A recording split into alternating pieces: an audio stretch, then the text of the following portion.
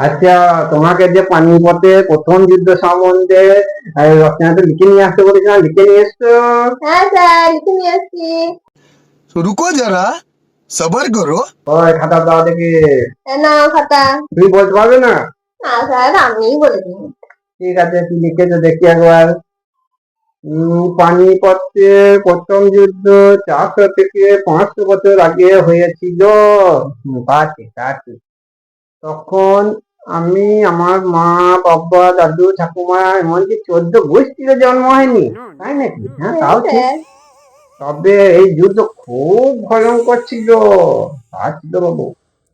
এই যুদ্ধ হয়েছিল তখন চারিদিকে শুধু জল আর জল, পানি আর পানি।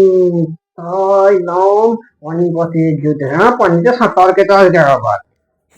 দাদা, এই যুদ্ধ এত খতরনাক ছিল যে কি বলবো। আমার সারা শরীর কাঁপছে। হ্যাঁ, তো শরীর কাঁপবে তো। ঠিক আছে, তবু বর্ণনা করে দিচ্ছি। তো যুদ্ধ শুরু হওয়ার আগে এক কাঁড়ি টাকা, কাঁড়ি টাকা না সেনা, এক কাঁড়ি সেনা হাতি ঘোড়া নিয়ে এই দিক থেকে কিছু সেনা আসছে, আর এই দিক থেকে কিছু সেনা আসছে। তারপর দু দলে সেনাবাহিনী নিজেদের মধ্যে ধাক্কা ধাক্কি লেগে গেল। বাবা বাবা।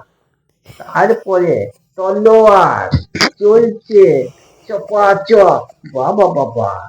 ঢালি চলছে ধপাধপ। বাবা বাবা। গলা কাটছে লপালপ। রক্ত পড়ছে চপাচপ। বাহ, লাশ পড়ছে ধপাধপ। তোকে মেয়ে আমি লাশ থেকে একটু রচনা হয়েছে। হ্যাঁ, একটু রচনা হয়েছে, রচনা হয়েছে, বুঝলি?